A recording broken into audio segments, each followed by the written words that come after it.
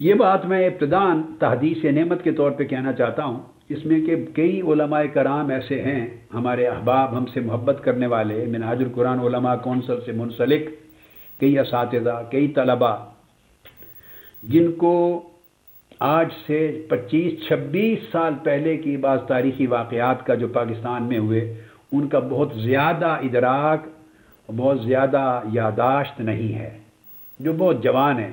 یعنی اگر 25-26 سال پرانی بات میں کر رہا ہوں تو کئی ایسے ہیں. عمر رسیدہ لوگوں کو علم ہے. ہماری نسبت یہ الزام گستاخی رسول کا یا گستاخان رسول کی حمایت کرنے کا یہ لگانا، میرا خیال ہے اس صدی کا اس سے بڑا جھوٹ اور تہمت اور بہتان اور کذب کوئی نہیں ہوگا. جن لوگوں کی اور جس شخص کی پوری زندگی اس کرۂ ارضی پر عشق رسول کے فروغ میں بیتی ہے، پوری زندگی عظمت رسول کے درس دیتے گزری ہے، اور آقا علیہ السلام کی شان میں گستاخی کرنے والوں کے خلاف علمی جہاد کرنے میں بیتی ہے، اور جس نے انہیں شکست دے کر بالکل ڈیفنس پہ، دفاع کی حالت میں لا کے کھڑا کر دیا، شرق سے غرب تک اور عرب سے عجم تک. اور آج بھی ہر روز جس کے خطاب کو آپ گھر میں ٹی وی پہ بیٹھ کے ہر روز عشق رسول اور ادب رسول اور عظمت رسول اور حرمت رسول کے درس سنتے ہیں، اور آقا سے توسل کے، اور آقا سے شفاعت کے، اور آقا سے محبت کے، اور آقا کے ساتھ نسبت کے، اور آقا کے غلاموں سے نسبت، حضور کے جوڑوں کے نسبت، مدینہ طیبہ کی گلی کوچوں کی خاک کی نسبت، یعنی یہ چیزیں بتا بتا کے قرآن و سنت سے لوگوں کے عقیدے کو اتنا پختہ کر دیا ہے کہ جو لوگ سر اٹھا نہیں سکتے تھے اب الحمدللہ فخر سے چلتے ہیں. اور جن لوگوں نے اس ہمارے عقیدہ عشق رسول کو جہالت کے ساتھ تعبیر کر کے بزعم خود اپنے طور پہ گویا موت کے گھاٹ اتار دیا تھا، یوں سمجھتے تھے، اور اب روتے ہیں کہ یہ عقیدہ زندہ ہو گیا. ان میں سے کسی کے پاس دلائل سے رد کرنے کی جرت نہیں رہی. جس شخص کی پوری زندگی اس عمل میں گزری اور گزر رہی ہے اور گزرتی رہے گی، اور جس نے ہر موقع پر حرمت رسول اور عظمت رسول کے تحفظ کے لیے، جب ان میں سے کوئی کچھ نہیں کر سکا، شکست کھا گئے، تو پھر اسی کو کہا ہے، اور اسی نے میدان میں آ کے آقا علیہ السلام کی خدمت سگانہ کی ہے. حضور کی بارگاہ کے ایک ادنا کتے کے طور پہ اپنے آقا اور مالک کی عزت و حرمت کی حفاظت کے لیے لڑا ہے. ان کے اوپر ایسی زبان تراز کرنا اور اس تحریک منہج القرآن کے لیے کہنا جس نے گھر گھر عشق رسول کے چراغ روشن کیے ہیں اور عظمت رسول کے درس اور جھنڈے بلند کیے ہیں، جن کا جینا مرنا صبح و شام کا درس یہ ہے. اور ایسا کہنے والوں کا اللہ بہتر جانے کی نسبت کچھ نہیں کہتا، گناہ ہے کہنا. خدا بہتر جانے کہ کبھی یہ لوگ دعوے کرنے والے اس وقت اور فتوے ہم پہ لگانے والے، ان کی کبھی آنکھ ذکر رسول میں پتہ نہیں بھیگی بھی ہے یا نہیں پوری زندگی، اپنی آنکھیں بھی کبھی حضور کے عشق میں بھیگی ہیں یا نہیں، یہ ہجر و فراق کے رسول میں کبھی بھیگی بھی ہیں یا نہیں، کہ ان کے دل میں بھی کبھی لرزہ حضور کے عشق و محبت کا تڑپ، کبھی آنسو برسے ہیں یا نہیں. ان کی اپنی نجی زندگی میں مظاہر کیا ہے عشق رسول کے اور ادب رسول کے اور محبت رسول کے اور سنت رسول کے اور تقوی کے اور دینداری کے کیا مظاہر ہیں ان کی ضدی نجی زندگی میں. اللہ پردہ ہی رکھے ہر ایک کے اوپر تو اچھا ہے. میں یہ بات نہیں کرنا چاہتا، مگر خدا خوفی کی بات ضرور کرتا ہوں کہ اللہ کا خوف ہونا چاہیے، کچھ حیا ہونا چاہیے، کچھ لحاظ ہونا چاہیے بات کرنے میں. تو میں اس لیے تحدیث نعمت کے طور پہ بتانا چاہتا ہوں کہ یہ قانون تحفظ حرمت رسالت کا، ناموس رسالت کا 295C، یہ جو قانون بنا اس ملک میں ریکارڈ پر لانا چاہتا ہوں کہ یہ کس کی کوشش سے بنا تھا. یہ قانون بنوایا ہی میں نے تھا. یہ جتنے لوگ آج پورے ملک میں کر رہے ہیں، جتنے لوگ اس وقت پورے ملک میں سٹیجوں پر تقریریں کر رہے ہیں، ان کے آگے قرآن رکھوا دیں اور قرآن پہ ہاتھ رکھ کے کہہ دیں کہ ان میں سے کسی ایک کا بھی دخل تھا.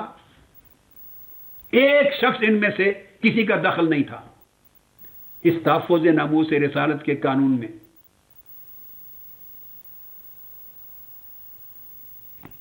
یہ 1985 میں وفاقی شرعی عدالت میں بحث چلی تھی. اس سے پہلے یہ قانون نہیں ہوتا تھا 1985 میں. اور 18 گھنٹے اس قانون کے بنوانے پر حرمت رسول اور تحفظ ناموس رسول اور گستاخ رسول کی سزا موت اور اس کی توبہ بھی قبول نہیں ہوگی، اس سبجیکٹ پر 18 گھنٹے میں نے دلائل دیے تھے۔ لاہور کی فضائیں گواہ ہیں، اور لاہور کی ہائی کورٹ کی جو در و دیوار ہیں وہ گواہ ہیں۔ حضرت پیر ضیاء الامت حضرت پیر کرم شاہ صاحب رحمۃ اللہ علیہ جو سب سے بڑے گواہ تھے، جو جج تھے وفاقی سے عدالت میں، وہ حیات نہیں رہے کہ آپ کو گواہی دیتے۔ اور مفتی محترم حضرت مفتی شجاعت علی صاحب قادری، وہ اسی وفاقی شرعی عدالت میں جج تھے، بیٹھے ہوئے تھے، وہ زندہ ہوتے تو گواہی دیتے آپ کو، مگر سینکڑوں علماء اور ہزاروں لوگ پورے لاہور ہائی کورٹ میں بھرے ہوئے تھے اس کے لان میں، گواہ ہے، دنیا گواہ ہے۔ 18 گھنٹے دلائل ہوئے میرے، 2 دن ہو چکے تھے اور تیسرے دن چھٹی کا آ گیا، اور میرا خطاب تھا، روانگی تھی حیدرآباد دکن کے لیے، انڈیا فلائٹ جانی تھی۔ تو میں نے انہیں کہا کہ میں اب نہیں جا سکتا، کل میں نہیں آؤں گا، تو آج 2 دن کے دلائل ختم کر لیں میرے۔ عدالت نے ریکویسٹ کی کہ رک جائیں، میں نے کہا نہیں، میری فلائٹ ہے، ہفتے میں 1 جاتی ہے شاید یا 2، تو میرا خطاب ہے، ہزار لاکھوں لوگوں کا اجتماع ہوگا تو وہ مس نہیں کر سکتا۔ تو ججز نے آپس میں فیصلہ کیا وہیں عدالت میں بیٹھے ہوئے کہ کل تو چھٹی ہے، تو ساروں نے بالاجماع فیصلہ کیا اور چھٹی کے دن شرعی عدالت کھولی،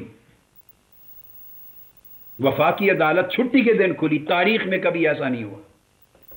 انہوں نے اناؤنس کیا، اور وہ سب علماء، انہوں نے کہا ہمیں کسی سے کچھ نہیں ملا اس موضوع پر، اور نہ ملنے کی توقع ہے۔ جو دلائل، جس طرح کی تصریحات، تشریحات، فقہی قانونی تنقیحات، ترجیحات، جو چیزیں ہم چاہتے ہیں، تخریجات، وہ کسی سے نہ ملی ہیں نہ ملے گی۔ ہمارا مسئلہ انہی سے حل ہونا ہے، میرا نام لیا، لہذا انہوں نے اناؤنس کیا کہ کل چھٹی نہیں ہوگی، عدالت پھر بیٹھے گی، اور میری خاطر عدالت کھلی اور تیسرے دن دلائل مکمل کیے، 18 گھنٹے مکمل ہوئے۔ اور میں آپ کو بتانا چاہتا ہوں کہ اس وقت صرف ہماری مخالفت کی وجہ سے، میں نام نہیں لوں گا، ہمارے ساتھ ذاتی اناد اور مخالفت کی وجہ سے کچھ نامور علماء اور مفتیان کرام، نامور، وہ کتابیں لے کر، درخواست لے کر وفاقی شرعی عدالت میں پہنچ گئے تھے۔ وہ آفیشلی بلائے نہیں گئے تھے، انہوں نے درخواست دی کہ ہمیں بھی موقع دیا جائے، ہم میں کچھ معروضات پیش کرنا چاہتے ہیں۔ بار بار درخواست دی تو ان کی درخواست پر عدالت نے کہا کہ کچھ بعض علماء درخواست دے رہے ہیں کہ کچھ موقع دیا جائے، تو چلو ان کو بھی دلائل ختم ہونے کے بعد موقع دیا جائے گا۔ تو ان کو تھوڑا سا موقع دیا، اور انہیں حرمت رسول بھول گئی، عشق رسول بھول گیا، ادب رسول بھول گیا، ناموس رسالت بھول گئی۔ صرف ہماری ذاتی مخالفت، اناد اور عداوت کی وجہ سے انہوں نے آ کے میرے مخالفت میں دلائل دیے۔ اس وقت یہ سارے لوگ کہاں تھے جو آج سٹیجوں پر چڑھ کے تو گستاخ رسول کا حامی بناتے ہیں اور گستاخان کا ساتھی بناتے ہیں، ان کے خلاف فتوے کیوں نہیں دیے تھے؟ زبانیں کیوں چپ رہیں؟ اس کا مطلب ہے کہ ایجنڈا ہے، کچھ پرابلم ہے، آپ اس کو سمجھا کریں۔ انہوں نے بھری عدالت میں مخالفت میں دلائل دیے۔ اب آپ پوچھیں گے وہ کیا تھے؟ میں سٹینس یہ لے رہا تھا اور یہی قانون بنوایا۔ میرا پوائنٹ آف ویو یہ تھا کہ جو بھی گستاخی رسول کا مرتکب ہو، مسلمان ہو یا غیر مسلم، مرد ہو یا عورت، مسلمان ہو، یہودی ہو، عیسائی ہو، ہندو ہو، کوئی ہو، یا مرد ہو یا عورت ہو، جو گستاخی رسول کا مرتکب ہو اس کی سزا قتل ہے۔ نمبر 1، اس میں کوئی استثناء نہیں۔ آگے چل کر بتاؤں گا، مجھے علم ہے کہ اس مسئلے پر اختلاف ہے، میں آگے آپ کو سمجھاؤں گا، آج آپ کو مسئلہ سمجھاتا ہوں۔ یہ موقف مالکیہ کا اور حنابلہ کا ہے، اور شوافی بھی ان کے ساتھ ہیں۔ احناف کا موقف یہ نہیں ہے، احناف میں اس موضوع پر اختلاف پایا جاتا ہے۔ آگے چل کے بتاؤں گا میں آپ کو۔ ہمارے حنفی فقہا اور ائمہ، امام اعظم اور ہمارے ائمہ حنفی فقہ کے، وہ گستاخی رسول سے یا جو مرتد ہو جائے اس کو گستاخ رسول کو مرتد کے زمرے میں ڈالتے ہیں، اس میں کافر کو، ذمی کو، یہودی، عیسائی کو مستثنا قرار دیتے ہیں۔ کہ اس کی سزا قتل نہیں ہوگی، تعزیر ہوگی۔ یہ باتیں میں آگے بتاؤں گا چل کے۔ میں جانتے ہوئے اس موقف کو، مگر اس میں متاخرین نے دوسرا قول بھی لیا ہے۔ متقدمین ائمہ احناف کا اکثریتی قول وہ ہے جو میں نے بتا دیا۔ متاخرین احناف نے دوسرا بھی لیا ہے کہ بلا استثناء قتل ہوگا۔ دوسری بات میں نے یہ موقف لی تھی کہ اسے جو ہر مرتد کے لیے توبہ کی اجازت ہے، استطابت ہوگی، مگر گستاخ رسول سے توبہ کا نہیں پوچھا جائے گا، اس کو اسٹیٹ اوے قتل کر دیا جائے۔ اگر آپ نے توبہ کا راستہ اس کے لیے کھلا چھوڑا تو یہ تو گستاخی کے راستے کھل جائیں گے۔ ہر شخص جو گستاخی کرے گا اگلے دن توبہ کر لے گا، گستاخی کرے گا توبہ کر لے گا۔ یہاں 10,000 لوگ گستاخ نکل آئیں گے، اللہ نہ کرے، اللہ نہ کرے۔ اگر کسی نے کی، اس کو پتا ہے کہ توبہ سے قانون میں درج ہے، توبہ کر لے تو سزا معاف، تو اس کی سزا معاف ہو جائے گی اور آقا علیہ السلام کی شان اقدس میں زبان درازی کے راستے کھلیں گے۔ میں اس وجہ سے دوسرا موقف یہ لے رہا تھا، عدم قبول توبہ، کہ گستاخ رسول کی توبہ بھی قبول نہیں ہوگی۔ اب مجھے یہ بھی علم تھا کہ اس پر بھی اختلاف ہے۔ یہ موقف مالکیہ کا ہے، حنابلہ کا ہے، اور شوافع میں سے آدھا ائمہ کا موقف یہ، امام شافعی کا ایک قول یہ ہے، اور مالکیہ اور حنابلہ کا ہے۔ جبکہ احناف کا، امام اعظم کا اور صاحبین کا اور احناف کا قول ہے کہ اگر گستاخ رسول بھی ہے تو اسے توبہ کا موقع دیا جائے، توبہ کر لے تو سزا معاف ہے، توبہ قبول ہوگی۔ یہ احناف کا موقف۔ اب متاخرین احناف پھر بہت سے آئے ہیں عدم قبول توبہ کی طرف، یعنی امام مالک کے اور حنابلہ کے موقف کی طرف آئے ہیں۔ تو متاخرین احناف کے اقوال بھی کتب فقہ میں موجود ہیں۔ تو میں صرف عدم قبول توبہ کے قول کو لے رہا تھا، اور اوپر جو متقدمین کی اکثریت نے، جمہور نے قبول توبہ کا قول کیا ہے احناف کے اندر، اس کو میں چھوڑ رہا تھا عمدن، اور میں مالکیہ کا، حنابلہ کا، شوافع کا اور متاخرین احناف کا اس قول کو لے رہا تھا کہ تاکہ گستاخ رسول کو توبہ کا موقع نہ ملے، کہ راستہ نہ کھلے، تو قتل کر دیا جائے گا۔ اور اگر بالفرض توبہ کا قول لینا بھی ہے، وہ میں آگے عرض کرتا ہوں۔ تیسرا ایک اختلاف تھا، میں نے کہا تھا اس میں نہ کسی مرد کا ہوگا استثناء، نہ عورت کا۔ جیسے واقعات ہوتے ہیں، کبھی گستاخی کسی مرد سے ہو گئی، کبھی عورت سے ہو گئی۔ تو مالکیہ، حنابلہ، شوافع تینوں مذاہب میں استثناء نہیں ہے، مرد ہو یا عورت سب کے لیے سزا قتل ہے۔ امام اعظم نے اور احناف نے پھر عورت کو مستثنیٰ کیا ہے۔ اگر عورت مرتکب ہوگی، مرتدہ ہو جائے گی تو اس کی سزا قتل نہیں ہے۔ لا تقتل المرأة المرتدہ، عورت مرتد ہو جائے گی اگر، چونکہ امام اعظم اور فقہاء احناف گستاخی رسول کو ارتداد میں لیتے ہیں۔ یہ میں آگے سمجھاتا ہوں آپ کو بحث کیا ہے۔ اور باقی جو مذاہب ہیں وہ سزائے قتل کو، گستاخی کی سزا کو ردہ میں نہیں لیتے، وہ سزائے قتل کو حد میں لیتے ہیں۔ احناف کہتے ہیں کہ یہ ردہ ہے، ارتداد ہے، تو ارتدادن قتل کیا جائے گا، جیسے کہ مرتد کی سزا قتل ہے۔ مگر جب مرتد بنا لیا تو مرتد کے لیے شرط ہے کہ پہلے اسے توبہ پیش کی جائے، کچھ دن دیے جائیں، اگر توبہ کا موقع دے، توبہ کر لے تو چھوڑ دیا جائے گا، معاف کر دیا جائے گا، نہ کرے تو پھر قتل کیا جائے گا۔ اگر ارتداد میں لے لیں مرتد تو اس کے لیے توبہ کا موقع فراہم کرنا لازم ہو جاتا ہے۔ امام مالک، احمد بن حنبل اور شوافع ان کا موقف ہے کہ سزا ردتن نہیں ہوگی، ارتدادن نہیں ہوگی، بلکہ حدن ہوگی۔ سب رسول اور گستاخی رسول کی حد ہے، تو اگر وہ توبہ بھی کر لے، بھلا توبہ بھی کر لے، تو توبہ کرنے سے بھی اس کے گناہ کی حد معاف نہیں ہوتی، تو سزائے قتل پھر بھی جاری ہوگی۔ تو میں اس موقف کو لے رہا تھا۔ میرے نزدیک یہ مسئلہ صرف فقہ کا نہیں تھا، چونکہ مسئلہ عقیدہ کا بھی تھا۔ تو میں نے امام مالک کو اور امام احمد بن حنبل اور امام شافعی کو اور متاخرین احناف، ہر ایک مسئلے میں متاخرین احناف میں کئی، ان تمام کے موقف کو ترجیح دیتے ہوئے اس کو اپنایا کہ حکمت یہ ہے کہ قانون اتنا سخت ہونا چاہیے۔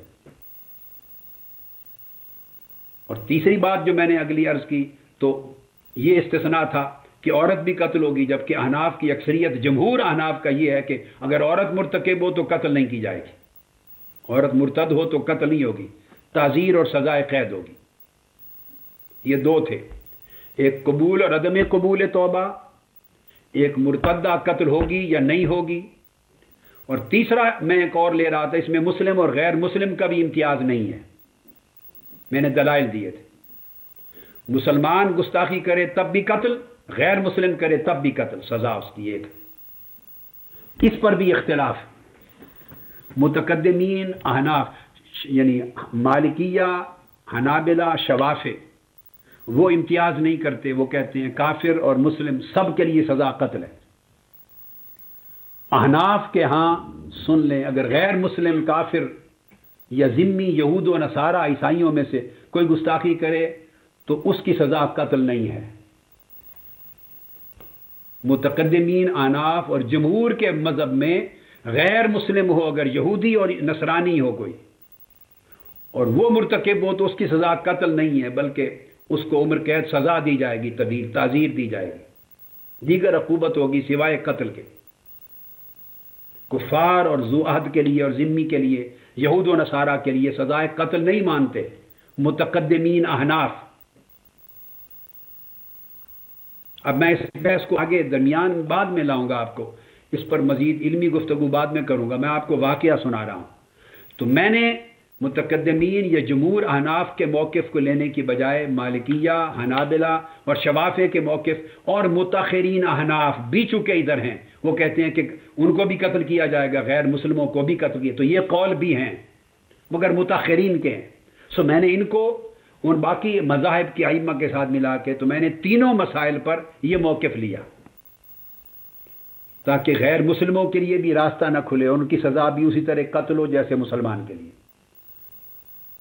تو وہ میں نے جو بتایا کہ مفتی صاحبان میں سے، علماء صاحبان میں سے پیش ہو گئے اور میرے عناد اور عداوت کی وجہ سے رد کیا، اور تحفظ حرمت رسول صلی اللہ علیہ وسلم کے قانون کو، جو میں بہت سکے بند قانون چاہتا تھا، اس کی مخالفت میں پیش ہوئے اور کتابیں لے آئے اور دلائل پیش کی عدالت میں کہ یہ انہوں نے غلط کہا ہے طاہر القادری صاحب نے، دیکھو یہ امام اعظم کا مذہب ہے، یہ صاحبین کا مذہب ہے، یہ ائمہ احناف کا مذہب ہے، اگر گستاخی کرے گا رسول کی تو یہ قابل معافی جرم ہے، اگر وہ توبہ کر لے تو معاف کر دیا جائے، قتل نہیں ہوگی۔ جبکہ میں نے انہوں نے کہا کہ اس کی توبہ قبول نہیں ہوگی، انہوں نے غلط کہا۔ یہ میری مخالفت میں وہ اقوال پیش کیے جو میرے سامنے تھے، کسی سے مخفی نہیں ہے، مگر میں اس موقف سے ہٹ کر دوسرے موقف کو ترجیح دے رہا تھا۔ انہوں نے اقوال لا کے دکھائے عدالت میں کہ توبہ قبول ہوگی، قابل معافی جرم ہے، گستاخی ہے رسول۔ دوسرا انہوں نے کہا کہ عورت و مرد سب قتل ہوں گے، کہنے لگے یہ جاہل ہے، اس نے پڑھا نہیں ہے کتابوں میں، اس نے کتابیں پیش کر دی لا کے کہ لکھا ہوا ہے کہ عورت اگر ارتداد کرے گی خواہ گستاخی رسول کا تو قتل نہیں کی جائے گی، عورت کی سزا قتل نہیں ہوگی۔ یہ حوالے پیش کر دیے، میں ان کے منہ کو تک رہا تھا، اندازہ کر لیں اس وقت میرا عالم کیا ہوگا کہ ایک شخص لڑ رہا ہے حرمت رسول کی عظمت کے لیے، ناموس رسول کے لیے، تاکہ گستاخی کے سارے راستے اور سب امکانات بند ہو جائیں، مسلم و کافر، عورت اور مرد، اور توبہ کرنے والا اور غیر تائب، سب کے لیے جس نے حضور کی گستاخی کی وہ بے ایمان قتل ہو جائے اور کتے کی طرح جہنم میں رسید کر دیا جائے جو گستاخ رسول ہے۔ میں سارے راستے استثناء کے بند کرنا چاہتا تھا، اس لیے کتابوں کو پڑھ کر میں نے عدم قبول توبہ کا قول کیا تھا وفاقی شرعی عدالت میں، اور متاخرین احناف کے میں نے قول پیش کر دیے تھے جان بوجھ کے، اور مالکیہ اور حنابلہ اور شوافع کے، اور میں چاہتا تھا کہ عورت گستاخی کرے یا مرد بلا استثناء قتل ہوں۔ مجھے پتا تھا کہ احناف کے ائمہ متقدمین نے عورت کو مستثنیٰ کیا ہے سزائے قتل سے، وہ عبارتیں میں نے پڑھی ہوئی تھی، مگر میں راستہ بند کرنا چاہتا تھا، کیونکہ میری یہ تھا کہ مسئلہ صرف فقہ کا نہیں ہے، مسئلہ عقیدہ کا بھی ہے۔ لہذا اگر امام اعظم کا قول عورت کو قتل نہ کرنے کا ہے تو کوئی نہیں، امام مالک، امام شافعی، امام احمد بن حنبل کا اور متاخرین احناف کا ہے، سو میں نے وہ کال لیا تھا تاکہ راستہ بند ہو جائے ہر قسم کی گستاخی کے امکان کا. اور تیسرا یہ میں پڑھا ہوا تھا کہ کافر اور ذمی یہودی اور عیسائی اگر گستاخی کرے تو قتل نہیں کیا جائے گا. احناف کے متقدمین کا یہ قول بھی ہے، آگے میں دلائل دوں گا آپ کو. لیکن میں چاہتا تھا اگر یہ راستہ کھول دیا میں نے استثناء کا کہ مسلمانوں پر اطلاق ہوگا اور یہودی عیسائی غیر مسلم گستاخی کرے تو سزا موت نہیں ہوگی، ان کے لیے تعزیر ہوگی. اگر یہ راستہ کھول گیا تو پھر ان کے دروازے کھلے رہ جائیں گے گستاخی کے. میں چاہتا تھا ہر امکان گستاخی رسول کا بند ہو جائے، اور جو زبان کھولے، مسلمان ہو یا یہودی ہو یا عیسائی ہو یا کافر ہو یا مومن ہو یا مرد ہو یا عورت ہو، اسے کتے کی طرح سزا موت دے دی جائے جو عظمت رسول پر زبان کھولے. مگر مولوی صاحبان نے، مفتی صاحبان نے میری مخالفت میں تینوں موضوعات پر حوالے دیے کہ طاہر القادری صاحب غلط کہہ رہے ہیں، اور عدالت میں کھڑے ہو کے وہاں برملا پورے جہان کے سامنے کہا کہ گستاخی رسول قابل معافی جرم ہے. یہ امام اعظم اور ائمہ احناف کے قول ہیں کہ توبہ قبول ہوگی، اور توبہ قبول صرف آخرت کے لیے نہیں، اسقاط قتل بھی ہوگا. یہ توبہ قبول مرتد ہے. انہوں نے کہا چونکہ ائمہ احناف کے ہاں گستاخی رسول ردہ ہے، ارتداد ہے، اور ہر مرتد اگر توبہ کر لے، موقع دیا جائے تو قتل معاف ہو جاتا ہے، اس کا قتل معاف ہوگا. یہ دلائل لا کے دیے، کتابیں دکھائیں، اور یہ دلائل دیے کہ قادری صاحب کہہ رہے ہیں کہ عورت بھی قتل ہوگی گستاخی رسول پر. انہوں نے کہا یہ غلط کہا انہوں نے، یہ احناف کی کتابوں کے میں ہے موقف ہے کہ عورت قتل نہیں کی جائے گی. اور تیسرا میں نے کہا تھا مسلم و کافر یہودی عیسائی بھی کرے وہ بھی قتل ہوگا.